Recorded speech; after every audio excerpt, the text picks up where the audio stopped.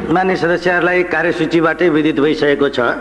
अब म मान्य मदन कुमार भण्डारीलाई टनकपुर बाँध परियोजनासँग सम्बन्धित सम्झौता दुवै सदनको संयुक्त बैठकको क्षेत्राधिकारको विषय भएकोले प्रतिनिधि सभामा छलफल नगरियोस् भनी प्रस्ताव प्रस्तुत गर्न अनुमति दिन्छु।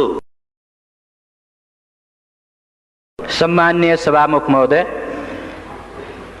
आज चैत्र 24 गते हो।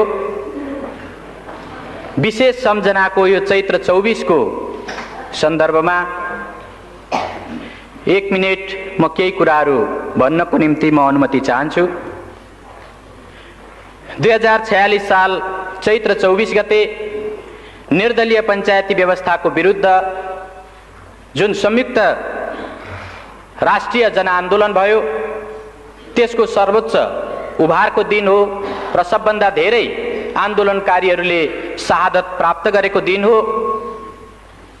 त्यस अघिपछि पनि आन्दोलनमा शहादत प्राप्त गर्ने धेरै आदरणीय शहीदहरू हुनुहुन्छ, जसको रगत पसिनाले यो व्यवस्था, यो संविधान र यी हक अधिकारहरू हामीलाई उपलब्ध भएका छन्।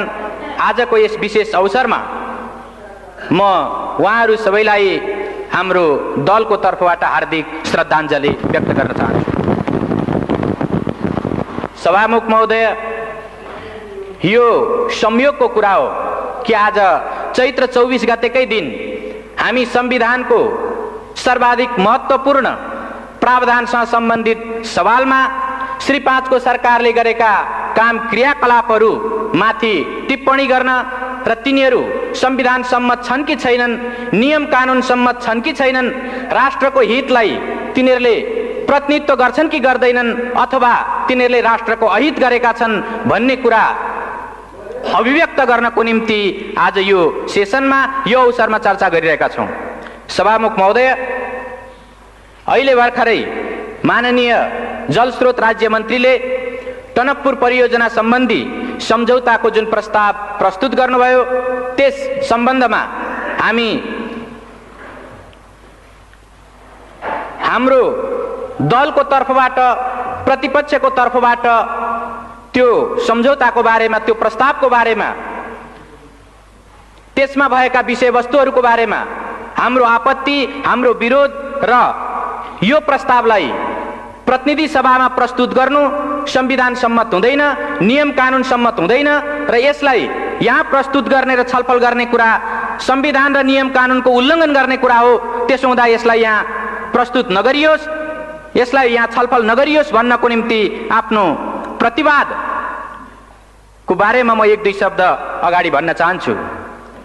सभामुख महोदय, हामीलाई सम्झना छ, हामीलाई थाहा छ, नेपालको संविधान 2047 को 126 को उपधारा 4 मा नेपालको प्रादेशिक अखण्डतामाथि असर पार्ने खालको कुनै पनि काम सिंगै संसदले एकमतले पनि गर्न सक्दैन, सर्वसम्मत भएर पनि गर्न सक्दैन।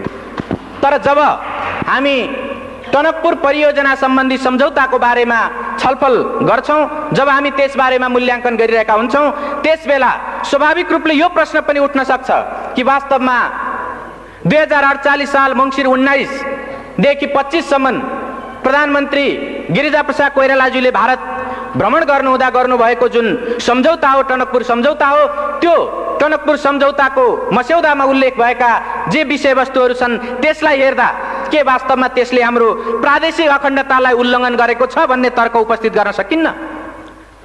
अहिले भर्खरै मन्त्रीज्यूले त्यसका केही उल्लेखित पक्षहरूलाई यहाँ प्रस्तुत गर्नुभयो र नेपालले टनकपुर परियोजना सम्बन्धी बाँध निर्माण गर्नको निम्ति नेपालको भूमि उपलब्ध गरायो। भूमि उपलब्ध गराउने अधिकार, भूमि त्यस ढङ्गले दिने अधिकार संविधानले बहुमत प्राप्त भएको सरकारलाई या बहुमत प्राप्त दललाई दिएको छ कि छैन? सभामुख महोदय, हामी संविधानको प्रावधानलाई हेरेर, सम्बन्धित ऐन कानुनहरूलाई हेरेर र अरू कुनै नियमावलीहरूलाई हेरेर पनि हामी भन्न सक्छौं मुलुकको कुनै पनि त्यस्तो व्यक्ति वा निकाय छैन जसले यो मुलुकको 2.9 हेक्टर मात्रै होइन, 1 इन्ची जमिन मात्रै पनि कुनै अर्को वैदेशिक राष्ट्रलाई दिन पाउँदैन र त्यो ढङ्गले दिने कुनै प्रावधान छैन। सभामुख महोदय, तर टनकपुर परियोजना सम्बन्धी सम्झौतामा त्यो कुरा गरिएको छ।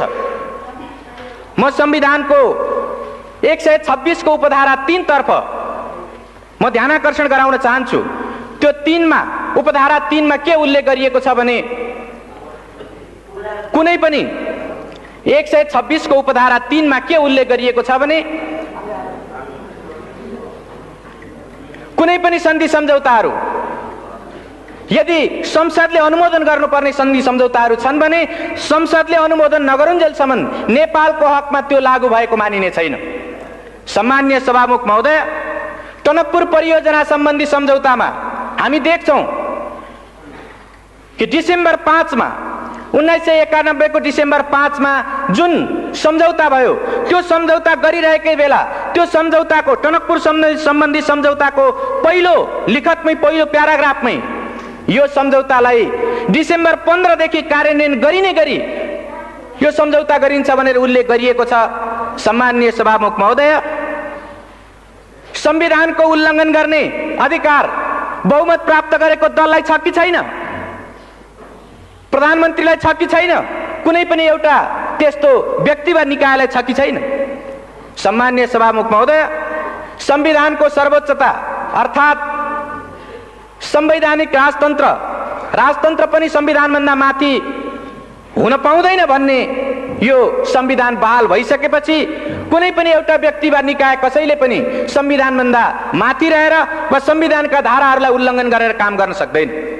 तर यो टनकपुर परियोजना सम्बन्धी सम्झौतामा जो स्वाभाविक रूपले संसदले अनुमोदन गर्नु पर्थ्यो त्यो संसदमा प्रस्तुत गर्न अगावै, संसदलाई जानकारी दिनु अगावै, संसदले अनुमोदन गर्नु अगावै, अझ जुन बेला सन्धि गरिँदै थियो, जुन बेला त्यसको ड्राफ्ट तयार हुँदै थियो, त्यस बेला नै वास्तवमा 10 दिन भित्रैमा या 5 डिसेम्बरमा त्यो सम्झौता गरेर 15 डिसेम्बरदेखि लागू गर्ने भनेर जुन त्यहाँ सम्झौता गरियो यो घोर संविधानको उल्लङ्घन हो र यस्तो संविधानको उल्लङ्घन भएको कुराप्रति यो सदनले, यो मुलुकले गम्भीरतापूर्वक लिने कि नलिने?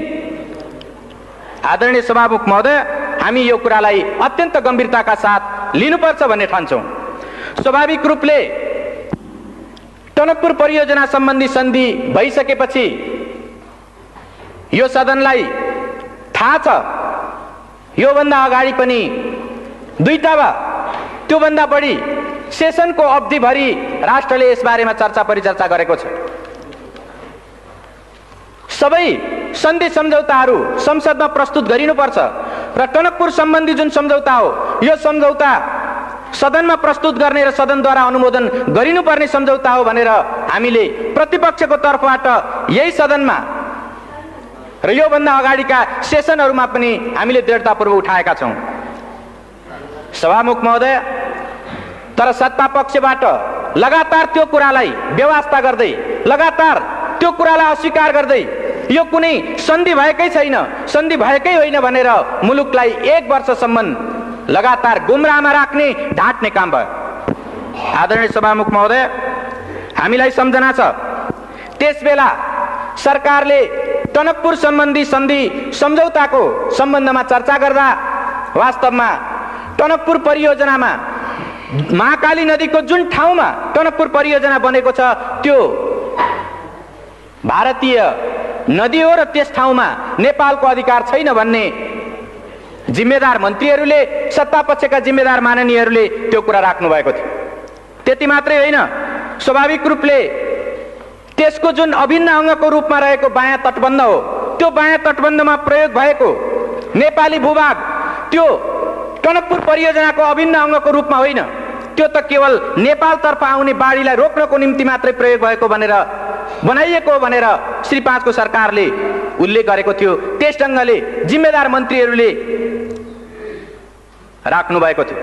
सम्माननीय सभामुख महोदय, प्राकृतिक स्रोतको उपयोगको बाँडफाँड भएको छैन, त्यसबाट मुलुकको कुनै अहित भएको छैन, बरु भारतले शुभेच्छा स्वरूप पानी र बिजुली नेपाललाई प्रदान गरेको छ भन्ने यस किसिमले सत्तापक्षबाट जुन कुरा उल्लेख गरिएको थियो हामीलाई सम्झना छ।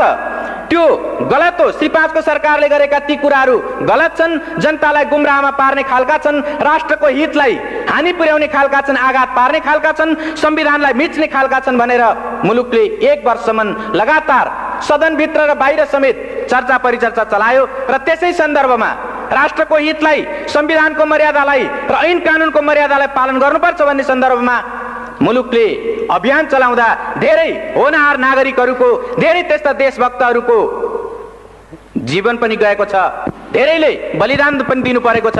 चाहे त्यो 48 साल चैत्र 24 गतेको घटनाको कुरा होस्, चाहे त्यो कावासोतीको भारतीय प्रधानमन्त्री नेपालमा आइरहेको बेला एउटा ज्ञापन पत्र दिनको निम्ति स्वयं टनकपुरको छेउबाट आएको जुन एउटा ज्ञापन पत्र दिने दल थियो, त्यो दलमाथि नवलपरासीको कावासोती भन्ने ठाउँमा जुन गोलीकाण्ड भयो, यस खालका घटनाहरूबाट मुलुकले धेरै आहत हुनु परेको छ। मुलुकमा यो टनकपुर परियोजना सम्बन्धी सवालमा, यसको प्रकृति निर्धारण गर्ने सवालमा सरकारले जनता र राष्ट्रलाई गुमराह गर्न खोजेको कुराको विरुद्ध देशभक्तहरूले आवाज उठाउँदाखेरि धेरै रगत बगाउनु परेको छ। हामी ती कुराहरूलाई बिर्सन सक्दैनौँ। स्वाभाविक रूपले टनकपुर परियोजना सम्बन्धी सम्झौता भएको 11 महिनापछि जब भारतका प्रधानमन्त्री नेपालको भ्रमणमा आउनुभयो, त्यसबेला केही स्पष्टीकरणहरू थपिए। म यहाँ यो सम्झना गर्नु वाञ्छनीय ठान्छु। त्यो के हो भने, जब भारतका प्रधानमन्त्री यहाँ आउनुभयो र नेपालको प्रधानमन्त्रीसँग जब वार्ता भयो, त्यसको विज्ञप्तिमा उल्लेख गरिएको छ कि त्यो टनकपुर बाँध परियोजनामा प्रयोग भएको जुन नेपाली भूमि छ, त्यो नेपाली भूमिको सार्वभौमिकता नेपालकै रहिरहनेछ, अर्थात् नेपालकै त्यो हुनेछ भन्ने कुरा स्पष्टीकरण थपियो। म यसबाट के प्रश्न उठाउन चाहन्छु भने, यदि त्यो 91 को डिसेम्बर 5 को जुन सम्झौताको जुन ड्राफ्ट हो, यदि त्यसबेला नै त्यो कुरा मानिएको भए, त्यो कुरा भएको भए पछि किन स्पष्टीकरण थप्नु पर्थ्यो? अनि जब नेपालको कुनै भूभागको बारेमा अर्को कुनै राष्ट्रको एउटा जिम्मेदार व्यक्तिले आएर यसको सार्वभौमिकता तपाईँकै हातमा छ भनेर नभनिदिउन्जेलसम्म सरकारले बोल्न नसक्ने वा त्यस्तो भन्न नसक्ने, मान्न नसक्ने यो जुन स्थिति देखा पर्यो, के यो एउटा बहुत दुःखदायी, बहुत एउटा हानिकारक खालको कुरा होइन र? मैले यसबाट के प्रश्नतर्फ ध्यानाकर्षण गर्न खोजेको हुँ भने, जसरी माननीय मन्त्रीहरू या सत्तापक्षका माननीयहरू 2.9 हेक्टर जमिन र त्यो जलमग्न हुने क्षेत्रको जुन नेपाली भूभाग थियो, त्यो जमिनको बारेमा हामीले प्रश्न उठाउँदा, प्रतिपक्षको तर्फबाट प्रश्न उठाउँदा त्यसको सार्वभौमिकता नेपालमै रहेको कुराको ग्यारेन्टी सन्धिमा गरिएको छ भनेर उहाँहरूले देखाउन सक्नु भएको थिएन र उहाँले त्यो ढङ्गले हाम्रा सवालहरूको जवाब दिन सक्नु भएको थिएन। यसबाट यो जाहेर हुन्छ कि मैले सुरुमा नि जुन 126 को उपधारा 4 को जुन प्रश्न मैले यहाँ संविधानको 126 उपधारा 4 को जुन प्रश्न मैले उठाएँ, वास्तवमा त्यसबेला संविधानको भावना विपरीत नेपालको प्रादेशिक अखण्डतामा आँच आउन सक्ने गरी जमिन उपलब्ध गराइएको थियो र त्यो ढङ्गको गल्तीलाई पछि भारतीय प्रधानमन्त्री नेपालमा आएको बेलामा त्यसलाई सच्याउने प्रयत्न गरियो। त्यो स्पष्टीकरणको त्यति मात्रै अर्थ हो र यसबाट यो प्रश्न उठाउन सकिन्छ कि यो सरकारले प्रादेशिक अखण्डतामा आँच आउने खालको, त्यस ढङ्गको प्रश्न उठ्न सक्ने खालको काम गरेर एउटा राष्ट्रघात गरेको थियो।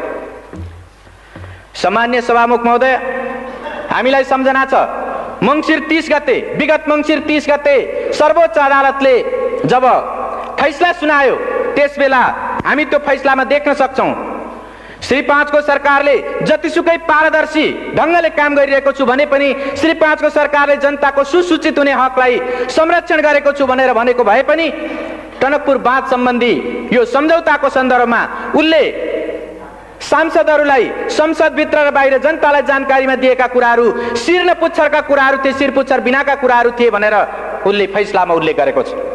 मैले यो यस कारणले उल्लेख गरिरहेको छु कि वास्तवमा सर्वोच्च अदालतले स्वयं प्रधानमन्त्रीज्यूलाई, जलस्रोत राज्य मन्त्रीज्यूलाई र अरू सरकारवाला व्यक्तित्वहरूलाई जब उसले बुझ्न चाह्यो, उहाँहरूले लिखित रूपमा जाहेर गर्नुभएका, अदालतलाई लिखित रूपमा उहाँहरूले दिनुभएका बयानबाट यो जाहेर हुन्छ कि उहाँहरूले त्यसबेला पनि प्राकृतिक स्रोतको उपयोगको बाँडफाँड भएको छैन, जनताको सुसूचित हुने अधिकारको हनन गरिएको छैन।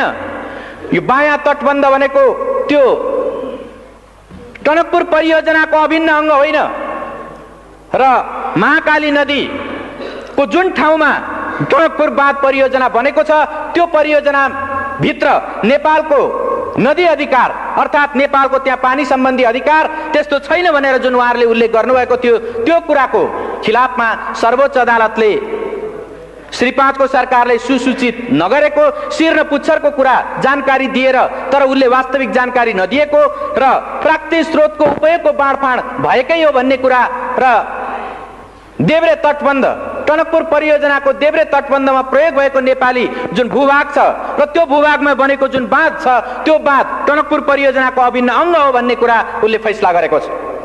र यसबाट के प्रश्न उपस्थित हुन्छ भने श्री 5 को सरकार आफूले गरेका कामहरू जबसम्म अर्को कुनै निर्णायक महत्त्वपूर्ण सर्वोच्च निकायले जबसम्म फैसला गर्दैन तबसम्म ऊ आफ्ना गल्तीहरूलाई कुनै पनि हालतमा आत्मसमीक्षा गरेर वा अर्को कुनै प्रतिपक्ष वा देशका बुद्धिजीवीहरू वा आम जनताले उल्लेख गरे पनि ऊ कुनै सुन्ने टेर्ने र त्यसलाई समीक्षा गर्नेवाला छैन। तर जब सर्वोच्च अदालतले यो फैसला गर्यो त्यो फैसला गरे पछाडि पनि हामी यो सम्झना गर्न सक्छौं कि धेरै केही माननीय मन्त्रीज्यूहरूले त्यसपछि पनि उल्लेख गर्दा वास्तवमा त्यो त समझदारी नै भएको भनेर सन्धि भएको होइन भन्ने किसिमले फेरि पनि उहाँहरूले उल्लेख गर्नुभयो। फेरि पनि केही सत्तापक्षका माननीय सदस्यहरूले त्यस ढङ्गले उल्लेख गर्नुभयो। साँच्चै भन्ने हो भने यसो भन्न सकिन्छ सर्वोच्च अदालतको फैसलालाई पनि अपमान गर्ने खालका कुराहरू उहाँहरूले धेरै ठाउँमा उल्लेख गर्नुभएको छ। सम्माननीय सभामुख महोदय, अहिले श्री 5 को सरकारको तर्फबाट जलस्रोत राज्य मन्त्रीले प्रतिनिधि सभामा जुन सम्झौता प्रस्ताव प्रस्तुत गर्नुभएको छ र जुन मूल्याङ्कनको हवाला दिँदै उहाँले यो प्रस्ताव राख्नु भएको छ म के उल्लेख गर्न म के भन्न चाहन्छु भने श्री 5 को सरकार संविधान ऐन कानून राष्ट्र र जनताको हितमा व्यवस्थाको हितमा नहुने खालका आफ्ना क्रियाकलापहरूलाई सकेसम्म ढाकछोप गर्न चाहन्छ र हामीलाई यो सम्झना छ कि बितेको 1 वर्षसम्म यो सन्धि नै होइन भनेर उत्तिकै दृढताका साथ प्रधानमन्त्री लगायत सबै माननीय मन्त्रीहरू र सत्तापक्षका सांसदहरू यो उल्लेख गरिरहनु भएको थियो। अहिले सर्वोच्च अदालतले फैसला सुनाइसकेपछि यो सन्धि हो र यसलाई संसदमा लगेर अनुमोदन गराउने सर्वोच्च अदालतको आदेश छ। हामी संसदको सर्वोपरिताको संसदको सम्मानको हामी आदर कदर गर्छौं र सर्वोच्च अदालतको फैसलालाई हामी सम्मान गर्छौं भनेर उहाँहरू धेरै व्याख्या विश्लेषण गरिरहनु भएको छ। तर के सम्झना गर्न सकिन्छ भने जुन बेला प्रतिपक्षको तर्फबाट यस्ता सन्धि सम्झौताहरूलाई सदनमा प्रस्तुत गर्नुपर्छ भनेर माग राखिएको थियो त्यसबेला उहाँहरूले त्यसलाई ठाडै अस्वीकार गर्दै आउनुभयो र अहिले पनि जबकि यो टनकपुर परियोजना सम्बन्धी सम्झौता दीर्घकालीन प्रकृतिको छ, त्यो व्यापक प्रकृतिको छ, त्यो महत्त्वपूर्ण छ र त्यसले स्वाभाविक रूपले दीर्घकालीन व्यापक व महत्त्वपूर्ण त्यसले प्रभाव पार्छ, त्यस्तो असर पार्छ। यस्तो सन्धिलाई साधारण प्रकृतिको भनेर त्यस्तो मूल्याङ्कन गर्दै उहाँहरू प्रतिनिधि सभामा साधारण बहुमतले पास गर्न सकिने रूपमा प्रस्तुत गर्दै हुनुहुन्छ। यसले वास्तवमा श्री 5 को सरकार संसदको सम्मान संविधानको सम्मान गरिरहेको छैन भन्ने कुरा स्पष्ट रूपमा जाहेर गरेको छ। आदरणीय सभामुख महोदय, यो सर्वोच्च अदालतको फैसलालाई उल्लेख गर्दै जसरी श्री 5 को सरकारले यहाँ प्रस्ताव प्रस्तुत गरेको छ म के तर्फ ध्यानआकर्षण गर्न चाहन्छु भने सर्वोच्च अदालतको फैसला पनि कानुन सम्मत ढङ्गले नै कार्यान्वित गरिनुपर्छ। अर्थात् कुनै पनि अदालतको आदेश कानुन विहीन ढङ्गले कानुन विपरीत ढङ्गले कार्यान्वयन हुन सक्दैन। जब सन्धिको कुरा आउँछ सन्धिलाई संविधानको 126 को उपधारा 1 ले कानुन सम्मत ढङ्गले त्यसलाई अनुमोदन सम्मेलन स्वीकृति गर्ने कुराको व्यवस्था गरेको छ। सन्धिको अनुमोदन गर्ने कानुन कुन हो? हामीलाई सम्झना छ नेपाल सन्धि ऐन 2047।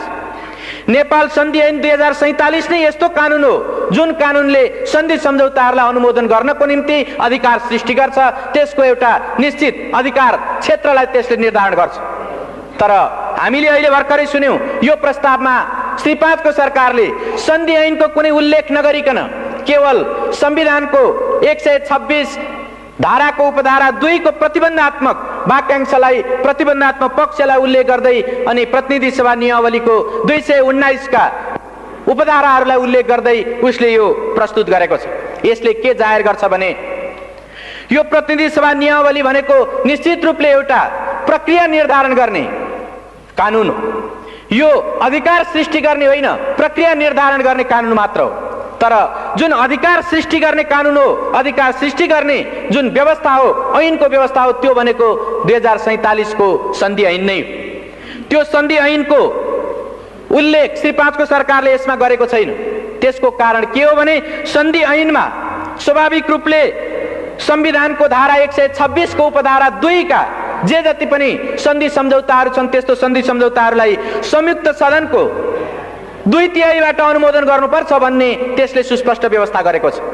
तर संविधानको यो भावना र ऐन कानुनको यो पक्षलाई सर्वथा विस्मृतिमा राखेर, त्यसलाई बिर्सेर या त्यसलाई उल्लङ्घन गरेर त्यसलाई आदर गर्न नचाहेर श्री 5 को सरकारले केवल सर्वोच्च अदालतको फैसलामा रहेको यो पक्षलाई कि श्री 5 को सरकारले मूल्याङ्कन गरेर प्रतिनिधि सभा वा संयुक्त सभामा लैजाओस् भन्ने त्यो पक्षलाई मात्रै उल्लेख गरेर उसले प्रतिनिधि सभा नियमावलीका केही धाराहरूलाई टेक्दै यस सभामा यो सदन समक्ष प्रस्तुत गरेको छ। स्वाभाविक रूपले मैले अघि नै भने सर्वोच्च अदालतका फैसलाहरू पनि कानुनसम्म ढङ्गले मात्रै कार्यान्वित हुन सक्छन् र स्वाभाविक रूपले कानुनभित्र पनि प्रक्रिया निर्धारण गर्ने कानुन होइन, अधिकार सृष्टि गर्ने कानुन अन्तर्गत नै त्यसको कार्यान्वयन हुनुपर्छ।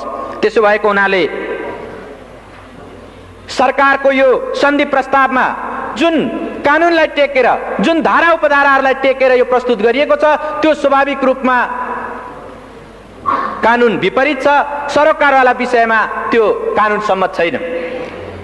सम्मान्य सभामुख महोदय, त यो परिस्थितिमा हामी के भन्न सक्छौं भने श्री 5 को सरकारले एक खालको पूर्वधारणा बनाएर त्यस अनुरूप मूल्याङ्कन गर्ने कुरा या त्यस अनुरूप आफ्ना धारणाहरू निश्चित गर्ने र त्यस ढङ्गले कार्यान्वयन गर्ने कुरा उल्लेख गर्दै आएको छ।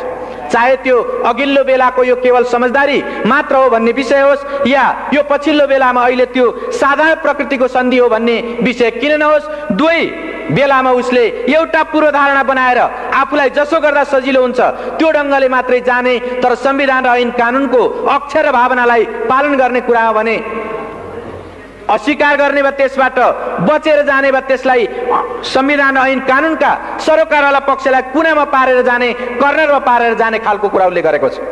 त्यसो भएको हुनाले जसरी अहिले श्री 5 को सरकारको यो मूल्याङ्कनभित्र साधारण प्रकृतिको भनेर यसमा प्रस्तावमा उल्लेख गरिएको छ र यो सदनमा प्रस्तुत गरिएको छ, हामीलाई यो सम्झना छ या हामी यो बारेमा वाकिफ छौं, जानकार हुन सक्छौं कि संविधानको 126 को उपधारा 2 भनेको स्वाभाविक रूपले जुन निश्चित सन्धि सम्झौताहरूलाई संयुक्त सदनको 2/3 समर्थन गर्नुपर्छ, 2/3 अनुमोदन गर्नुपर्छ भनेर उल्लेख गरेको छ।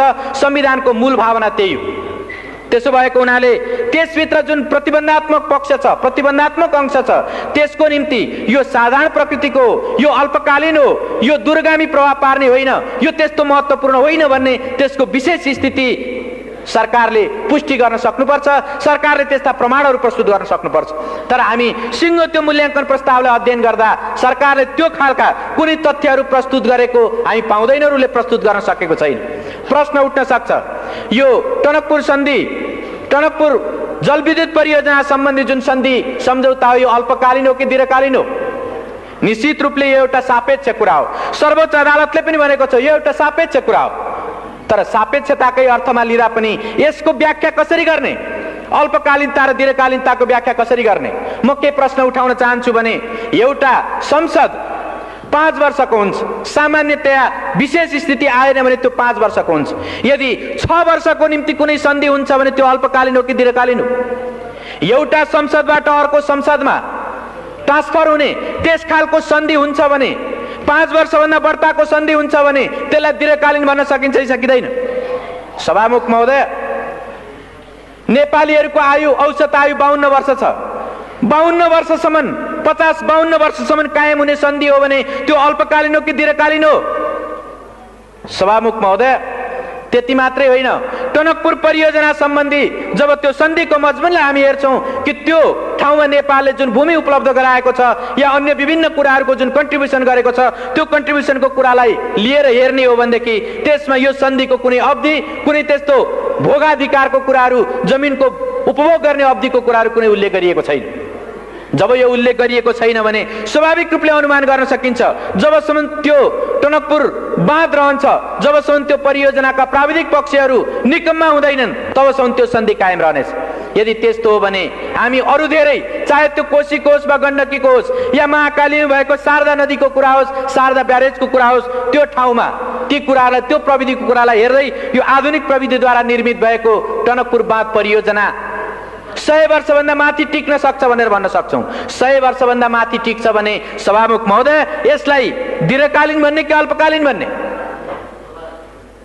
अर्कोतिर स्वाभाविक रूपले यो व्यापक होइन भन्ने त्यस ढङ्गको निष्कर्ष मूल्याङ्कन प्रस्तावमा प्रस्तुत गरिएको छ। तर त्यो मूल्याङ्कन प्रस्तावकै एउटा हिस्सामा के उल्लेख गरिएको छ भने यसको मूल्याङ्कन गर्दा भारत भ्रमणमा प्रधानमन्त्रीले गएर गर्नुभएका अरू तमाम सन्धि सम्झौता र परियोजनाहरूको बारेमा पनि ख्याल गर्नुपर्छ भनेर उल्लेख गरिएको छ। जब एउटा सन्धिको एउटा विषयको बारेमा मूल्याङ्कन गरिरहेको बेला तमाम सन्धि सम्झौता, त्यस बेला गरिएका तमाम सन्धि सम्झौताहरूको परिप्रेक्ष्यलाई ख्याल गर्नुपर्छ भनेर भनिन्छ भने के यो दुई देश बीचको सम्बन्धलाई ख्याल गरिनुपर्छ भन्ने होइन र?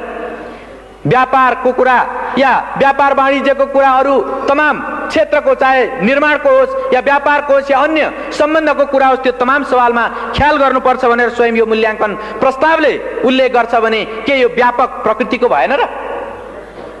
सभामुख महोदय, स्वाभाविक रूपले यसलाई जसरी श्री 5 को सरकारले व्यापक होइन भन्दै, दीर्घकालीन होइन भन्दै, दूरगामी प्रभाव पार्ने छैन भन्दै जसरी प्रस्तुत गरेको छ, त्यो एउटा पूर्वाग्रह र एउटा पूर्वधारणामा, एउटा पूर्वाग्रहमा त्यो आधारित छ र स्वाभाविक रूपले त्यो गलत छ। संविधान र ऐन कानुनको भावना विपरीत छ र त्यसै भएको हुनाले हामी यसलाई प्रतिनिधि सभामा छलफल गर्ने विषय होइन, प्रतिनिधि सभामा प्रस्तुत गर्नु मात्रै पनि वास्तवमा संविधानको भावनालाई उल्लङ्घन गर्नु हो भन्ने हामी ठान्छौँ। सभामुख महोदय, यसको अर्को पक्ष पनि छ। अर्को पक्ष के छ भने नेपालमा सामान्यतया भन्दै आइएको छ, हर कसैले भनिरहेको छ कि नेपालको सम्पत्ति भनेको जलस्रोत हो र यो जलविद्युत सम्बन्धी नेपालको जुन स्रोत हो वा जुन शक्ति हो त्यो 83,000 मेगावाट विद्युत क्षमताको छ। यो 83,000 मेगावाट विद्युत क्षमता भएको जलस्रोतको परिचालन गर्नको निम्ति कस्तो मेकानिजम, कस्तो खालको मेथड, कस्तो खालको तौर तरिका र कस्तो नीति अवलम्बन गर्ने हो भन्ने कुरा पनि यसबाट स्वाभाविक रूपले उपस्थित हुन्छ र यो टनकपुर सम्बन्धी जुन सन्धि भएको छ, यो सन्धिले स्वाभाविक रूपले भविष्यको निम्ति एउटा प्रेसिडेन्स, भविष्यको निम्ति एउटा नजिर पनि स्थापित गर्छ। जब यसको समयावधिको कुरा, यसले नेपाल र भारतको बीचमा भइरहेका तमाम सन्धि सम्झौताहरू र दुई मुलुकको बीचको सम्बन्धको कुरा र यसले नेपालकै अरू प्राकृतिक स्रोत सम्पदाहरूलाई भविष्यसम्म उपयोग गर्ने कुराको, भविष्यसम्म प्रयोग गर्ने कुराको नजिर स्थापित गर्छ भने यसलाई कसरी अल्पकालीन, कम महत्त्वपूर्ण र त्यसलाई साधारण खालको भनेर कसरी भन्न सकिन्छ?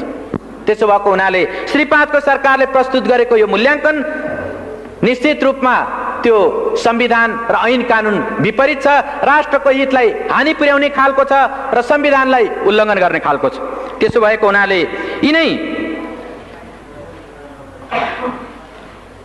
यिनै विषयहरूलाई आत्मसात गरेर, यिनै कुराहरूलाई हृदयङ्गम गरेर हामीले टनकपुर सम्बन्धी यो सन्धि प्रस्तावलाई प्रतिनिधि सभामा प्रस्तुत गर्नु र प्रतिनिधि सभामा छलफल गर्नु यो संविधान विपरीत हो भन्ने त्यो मान्यता राखेर हामीले एउटा प्रस्ताव हाम्रो विभिन्न प्रतिपक्षी सांसदहरूले सही गरेर माननीय सभामुख समक्ष हामीले प्रस्तुत गरेका छौँ र त्यो प्रस्तावलाई म यहाँ पढेर सुनाउन चाहन्छु। माननीय सभामुख महोदय, टनकपुर बाँध परियोजनासँग सम्बन्धित सन्धि दुवै सदनको संयुक्त बैठकको क्षेत्राधिकारको विषय भएकोले प्रतिनिधि सभामा छलफल नगरियोस्। माननीय महोदय, श्री 5 को सरकारको तर्फबाट टनकपुर बाँध परियोजनासँग सम्बन्धित सन्धि प्रस्तावलाई प्रतिनिधि सभामा प्रस्तुत गर्न संसद सचिवालयमा सो प्रस्ताव दर्ता गराएको जानकारीमा आएको हुँदा हामी माननीय सभामुख समक्ष निम्न ब्यौराको निवेदन गर्दछौँ। नेपाल अधिराज्यको संविधान 2047 को धारा 126 को उपधारा 2 ले नेपालको प्राकृतिक सम्पदाको उपयोग र त्यसको बाँडफाँड सम्बन्धी सम्झौता संसदको दुवै सदनको संयुक्त बैठकमा उपस्थित सदस्यहरूको 2/3 बहुमतबाट अनुमोदन गराउनु पर्ने व्यवस्था गरेको छ। यो प्रष्ट संवैधानिक व्यवस्था हो। यसको अपवादको रूपमा राष्ट्रलाई गम्भीर व्यापक दीर्घकालीन असर नपर्ने प्रकृतिको सन्धि सरकारले सन्धि प्रतिनिधि सभाको साधारण बहुमतबाट अनुमोदन गराउने प्रावधान छ।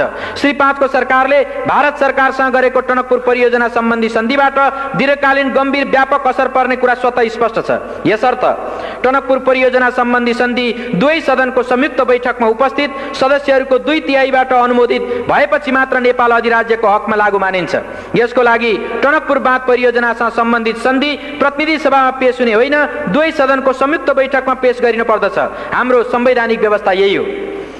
हाल बहालमा रहेको नेपाल सन्धि ऐन 2047 को दफा 4 ले संविधानको धारा 126 को उपधारा 2 बाहेकका सन्धि मात्र प्रतिनिधि सभामा पेश गर्न सकिने व्यवस्था गरेको छ र श्री सर्वोच्च अदालतबाट 2049 मङ्सिर 30 गतेको फैसलामा टनकपुर बाँध परियोजनासँग सम्बन्धित सन्धि प्रष्ट उल्लेख भएको छ। यसबाट पनि टनकपुर बाँध परियोजनासँग सम्बन्धित सन्धि प्रतिनिधि सभामा पेश हुने होइन, दुवै सदनको संयुक्त बैठकमा पेश हुने सन्धि हो भन्ने प्रष्ट हुन्छ। प्रतिनिधि सभा नियमावली 2048 को दफा 72 ले संवैधानिक व्यवस्था विपरीत कुनै पनि प्रस्ताव प्रतिनिधि सभामा छलफलको लागि ग्राह्य नहुने व्यवस्था गरेको छ। टनकपुर परियोजना सम्बन्धी सन्धि प्रस्ताव प्रतिनिधि सभामा छलफलको लागि प्रस्तुत हुन संविधानको धारा 126(2) र सन्धि ऐनको दफा 4 र 5 को विपरीत हुने हुँदा प्रतिनिधि सभा नियमावली दफा 72 बमोजिम यस्तो प्रस्तावलाई प्रतिनिधि सभाको कार्यसूचीमा राखी छलफल गर्न मिल्दैन। टनकपुर परियोजना सम्बन्धी सन्धि प्रस्ताव प्रतिनिधि सभाको कार्यसूचीमा राखी छलफल गरियोस् भनी श्री 5 को सरकारले संसद सचिवालयमा दर्ता गराएको प्रस्तावमाथि उल्लेखित प्रकारले संविधान र कानून संगत नभएको हुँदा यो प्रस्ताव खारेज गरियोस् भनी माननीय सभामुख समक्ष सादर अनुरोध गर्दछौँ। साथै टनकपुर परियोजना सम्बन्धी सन्धि प्रस्तावमाथि छलफल गर्न र निर्णय गर्न संविधानको धारा 126(2) र सन्धि ऐन 2047 को दफा 5 बमोजिम दुवै सदनहरूको संयुक्त बैठक बोलाउन माननीय सभामुख महोदयसँग अनुरोध गर्दछौँ। सदनको संयुक्त बैठक र संयुक्त समितिको नियमावली 2048 को दफा 18 ले श्री 5 को सरकारले सन्धि सम्झौताहरू संयुक्त बैठकमा प्रस्तुत गर्न चाहेमा सोको व्यवस्था गरेको छ। तर श्री 5 को सरकारले नचाहँदा संसदको आफ्नै पहलमा दुवै सदनको संयुक्त बैठक बोलाउने बारे कुनै दफामा प्रष्ट उल्लेख भएको पाइँदैन। संविधानको धारा 126(2) ले दुवै सदनको संयुक्त बैठकको व्यवस्था गरेको छ। श्री सर्वोच्च अदालतको फैसलाबाट टनकपुर परियोजना सम्बन्धी सन्धि संविधानको धारा 126(2) अन्तर्गतको हो भनी ठहर भएको छ। संसदको संयुक्त बैठक र संयुक्त समिति कार्य सञ्चालन नियमावली 2048 को दफा 35 ले माननीय सभामुखलाई बाधा अड्काउ फुकाउने अधिकार प्रदान गरेको छ। संवैधानिक व्यवस्था लागू गराउन र टनकपुर परियोजना सम्बन्धी सन्धि प्रस्तावमाथि छलफल गर्न संसदको संयुक्त बैठक र संयुक्त समिति कार्य सञ्चालन नियमावली 2048 को दफा 35 प्रयोग गरी दुवै सदनको संयुक्त बैठक अविलम्ब बोलाइयोस् र श्री 5 को सरकारद्वारा प्रस्तुत गरिएको सन्धि सम्बन्धी यस प्रस्तावलाई प्रतिनिधि सभामा छलफल नगराइयोस् भनी हार्दिक अनुरोध गर्दछौँ। धन्यवाद।